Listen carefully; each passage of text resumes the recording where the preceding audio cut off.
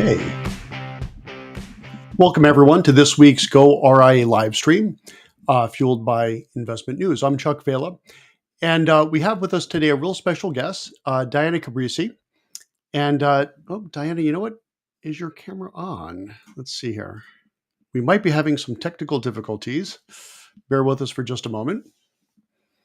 And while hopefully Diana's working on that, I'm going to tee up what we're going to talk about today.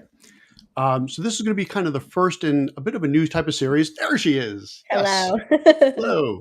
Hello. And it's going to be heard on the street, right? So what we do with this weekly live stream generally is kind of focus on what is currently up and live on www.goRIA.com. What we're going to do, though, like every 4 to 6 weeks, is we're going to have an industry thought leader, and I can't think of anyone better than Diana. And we're going to talk about what should we talk about, perhaps, and do a deeper dive on. Before we get into this, I do want to thank our sponsor, LPL Financial. As I like to say, if you like them as an independent broker-dealer, you will love them as an RIA custodian. Excellent value proposition. Okay, having said all that, Diana, first of all, welcome to the show, and thanks for taking some time here. I know you have a crazy busy schedule. Thank you. Thank you, Chuck. This is great. I'm a big fan of what you're doing here with goRIA. I think more breakaway advisors need more resources and guidance, so I'm happy to be here. All right, and we are super happy to have you. So again, as I mentioned in sort of the tee up, what we're looking to do with today's, 10 or so minutes that we have for these live streams is, number one, talk about what is really top of mind for you. And if you would be kind enough maybe to share a few ideas. And then what I think we'll do is, with in cooperation with you, is do a poll and let the masses speak. What do they want to hear you and I do a deep dive on in a soon to be upcoming podcast? So having said all that, take it away. What's top of mind for you, and what should be top of mind for some breakaway advisors right now? Yeah, so this week I've actually been diving into some new technology, technology that I've not heard before, and just understanding where it plays in the space, and then technology I have heard of, and just getting a refresh on what's available to advisors, independent advisors in the space. And one category particularly, I kind of had an aha moment the other day. I was looking at the overall fintech map, and I was like, wow, this category has gone from not existing to now existing with over 10 players within, and that is sales enablement. So we Sales often, enablement, okay. yeah, and when you think about the bigger category there, right? You think about business development, but we often think about marketing tools for advisors, especially when you're breaking away, right? You need to know, how do I really insert myself into this market? What's the best go to market? What tools and technologies and content do I need?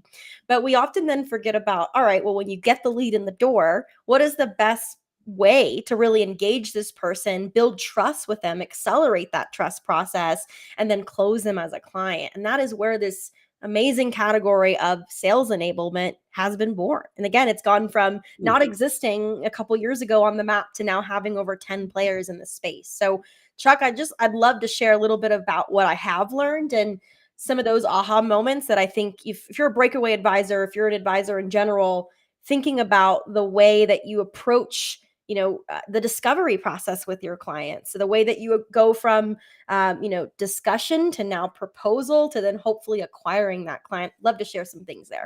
Yeah, please do. I got to tell you, sales enablement, that's a new term for me, but I get what you're saying, but go into some more detail if you would. Yeah, and just another note on that term. The first time I ever heard that term was actually not in the lens of technology. Hmm. It was more in the lens of just the overall B2B SaaS world. As you know, I've spent a lot of my career working with fintech and wealth tech companies as in the SaaS world.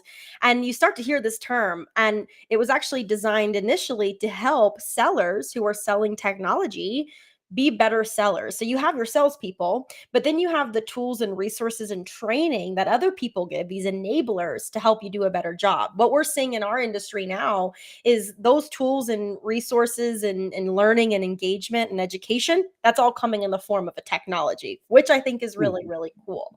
So thinking about some of the players in the space, what are they really offering? Well, Now what you have versus in the past, right? Maybe in the past, if you got a lead, you would have a discussion with them, ask them some questions, I would hope, and then maybe you have some documentation that you probably use for all of your leads, your prospects, right? To say, here's what we're seeing in the market, or based on your information, let me crunch some numbers and put together a really simple document for you. It's often manual. So if you wanted to update it for a client, that's going to take some time. It's probably not necessarily branded, and it's probably not very tailored to that client. Well, now all of that is becoming digitized. So, for example, I'll just throw one of the tools out there, or two of them. I was looking at Virgil and I was looking at Elements, and both of them are very similar in that they sort of take the prospect through more of an EQ journey versus an IQ journey, right? So instead of Mhm. let's look at your numbers, your savings, your assets, it's also, well, let's talk about your values and your goals and your behaviors, right? What are those dreams that you have? And then finding that happy intersection. So you can take a document like a brokerage document, you can upload it into a system, and then you can also go through this system, this technology with your prospect, answering these different questions, identifying these different values, and then it's going to spit out, again, using technology, its best recommendations, right? So we can Hmm. see side by side comparison, juxtaposed to what you have today. If you were to work with me, here's all the strategies I would implement, and here's how your portfolio would look today, tomorrow, and 10 years from now. So, and I don't know, Chuck, in my opinion, there's a few different things going on right there, right? Time saving, number one, because your technology is handling all of that for you. You don't have to sit down and manually crunch a lot of information, crunch numbers, but also again, going back to the trust factor, right? Like, I have an advisor who is also using amazing technology. This is a beautiful interface that I get to use alongside this person. Immediately, I'm thinking this is a forward thinking advisor who is investing in the future of the business, of the craft. And now I have something that is totally tailored to me. Like, it's almost a no brainer for that person at that point to say, this is exactly my plan. It's like getting to a plan before you actually get to the plan, which we know takes a lot of time and resources, and it's a process. But this is a quick way to show someone you have tailored advice. You use the best, most forward thinking technology. You're on brand. They can trust you. And here it is, all wrapped up in a bow, and you're not even a client yet. I don't think it gets any better. I don't know if you have any input on that. I do actually. So that's really interesting, and this is actually top of mind for us at our shop, and a way to more efficiently engage with prospects. But here's the lens that we look at it. The way we look at it. What we're looking for is a solution for what we call the KOCs, which are kids of clients, Mm-hmm. and also 401k participants, right? So think in terms of these prospective clients that are not huge right this moment, or they may not seem huge, but perhaps they are, right? So the Mm-hmm. KOCs, not huge yet, Right. but at some point they will, because intergenerational wealth transfer, and they'll grow themselves. But also for 401k participants, what you're talking about sounds like it could be a good fit for that. So let's say, Yes. for example, we have a 401k, which we do, and it has 600 participants, which there are, and some of them have big balances, some of them have a couple $1,000s, but it's without question, some of those small balance 401k participants, they might have $2,000 in that 401k, but they might have $1 million at their brokerage account. Yeah. Mm-hmm. And boy, we would like to find that out. Mm-hmm. What you're talking about there seems like some solutions that we've been looking at to really mine those 401k participants, and also, if you will, mine those KOCs. Can you talk a little bit about through that lens and how advisors could use that? Yeah. So I'm so glad that you brought this up, because when you look at the overall fintech map, you will see that, yes, there are sales enablement tools in general, but then there are also 401k proposal sales Hmm. enablement tools. Exactly what you're saying, right? Finding where these plans could be better, finding where there are participants that might need some shifting in what they're invested in, Hmm. et cetera, and then taking that as an opportunity to have a conversation. And actually, one of my really close friends works in this space, and that is exactly what he does. Is he uses technology to, again, go through all of those exact motions you just mentioned, and then he sort of Mhm. cherry picks. All right, out of these participants, now we're going to have more conversation. The 401k is just one foot in the door, right? But we know, like you said, they have brokerage accounts, they have other types of accounts that they're going to need support with.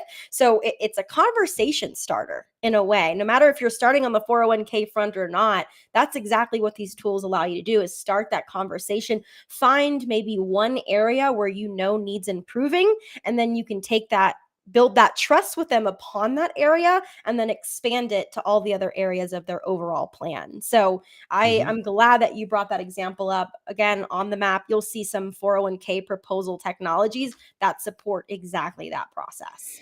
That sounds good. And anything we could do to be more efficient, right? And especially with these smaller balance accounts Yep. that are small today, but they don't always have to be small, but we have to be Yep. judicious with our time, right? Yep. Can I spend a couple of hours a month on a $10,000 Roth IRA? Probably not. And do they need a couple of hours of a CFP's time each month? Probably not. But if Mhm. we can get them engaged in almost this do-it-yourself way, which it sounds a Yep. little bit like you might be talking about, Mhm. then my firm's brand, my name is in front of them, in front of them, in front of them, and waiting for that wealth transfer or for their own wealth to get to the point where they do need a couple of hours of my time each month and are able to pay for that. So I think that's a pretty neat way to do it. So we probably have just a couple few minutes left. Okay. If you want to touch upon either a little bit more on to this topic, but what I'd really love is some ideas on other topics that we may not have the time for today, and then we're going to craft that in conjunction with you into a poll to see what everyone wants to hear about, and then we will use that to generate the topic for our next podcast with you. Yeah, that sounds wonderful. So if I'm putting, my breakaway advisor cap on right now, I'm Mhm. thinking probably one of the first things I want to know more about is probably going to be, how do I start getting people to pick up the phone, right? How do I get clients? Mhm. How do I fill my pipeline of prospects? And as you know, Chuck, with my background, that's where a lot of my expertise really lives, is going to be in the marketing realm. So I would say we should list one of the categories as marketing strategies, whether it's Okay. testimonial marketing, whether it's SEO, or some of those really low risk, low cost strategies to get your foot in the door as an advisor. I think that should be one of them.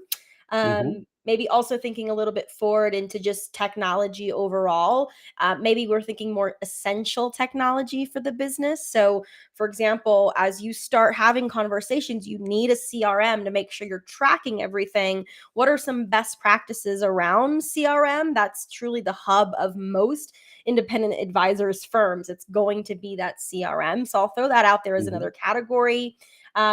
Public speaking, even. How do you give a great presentation to a client? How do you make sure you're talking in a way that's poised, and you make pauses and you ask them questions? But beyond that, not just giving them data, right? 5% of people remember data, 63% of people remember stories. So, really Mhm. thinking, how do I, as an advisor, weave in stories at the right time and the right place? I think we could have some strategy around that. And then I'll throw one last one out there because it's really relevant and top of mind for me right now. It's like that next step beyond sales enablement technology is advice engagement technology. So, Mm. in the actual craft, in the profession, as you're building out plans, how do you best get your clients involved? Because today we want to co-create with our advisors. We don't just want to give you information, walk away, and then you have everything. Yes, that fits certain crowds and certain audiences, and especially with affluence, but most people want to co-create. They want more of a life coach than just a financial expert. So thinking about some of those areas, how can you improve your engagement when you're actually giving advice? That's another category I'll throw out there. Okay, so I'm hearing four distinct categories, so that makes Yep. for a nice poll right there. Okay. And one thing too, I will throw out, a lot of those topics you're talking about are not specifically for the RI space necessarily. However, what I always like to say, as having been in the RI space now for 5 years, one of the best things about this space is you can listen to a podcast, say, "Wow, that's a really cool idea," and 2 weeks later you're implementing that, Yep. right? And that's a big differentiating point. So perhaps you're at a wirehouse, you hear a podcast, you hear Diana talk about some really cool concept, then you start the process of talking to your manager about it, and then your manager is talking to her manager about it, and Mhm. and then so on and so forth. And then meanwhile, you want to execute on this really cool new piece of technology or marketing concept. Marketing, forget about, right? So FINRA compliance, a lot different than RIA compliance. So what is nice about that is we're able to implement these strategies much more quickly. I'm not sure if I just blacked out there for just a moment, but hopefully not. Nope. Okay. And I think I totally agree with that, where you have a lot more independence and Yes, freedom and flexibility to take all the tools and strategies out there and actually implement them quickly. That's the difference here in this space. absolutely. So stay tuned. I guess they call this a teaser in the media Yeah. business. But we'll be working on putting that poll together with Diana. You'll be receiving it. And look, if you're not following Diana right now, you should, right? It's Diana Cabrices, easy enough to find on LinkedIn. And I'm sure you're on all the social media. I know you're on LinkedIn because that's kind of my cup of tea, but I'm sure you're on Twitter, now X, and everything else. So look for her, link in with her, Twitter, whatever it is, and follow her. And if you do, in the next week or so, you'll see a post coming out with these 4 topics, and we're going to let you choose what you want to hear about in the soon to be released podcast that I'll record with Diana in the coming weeks. So, having said all that, Diana, thank you so much for joining us here today. It was fantastic, as we would expect. Thank you so much for having me. I look forward to the next one. You bet. And on behalf of goRIA, Fueled by Investment News, I'm Chuck Vela, and we will see you next Wednesday for the next live stream at 3 p.m. Eastern Time. Thanks a lot for joining us. Take care. Bye bye.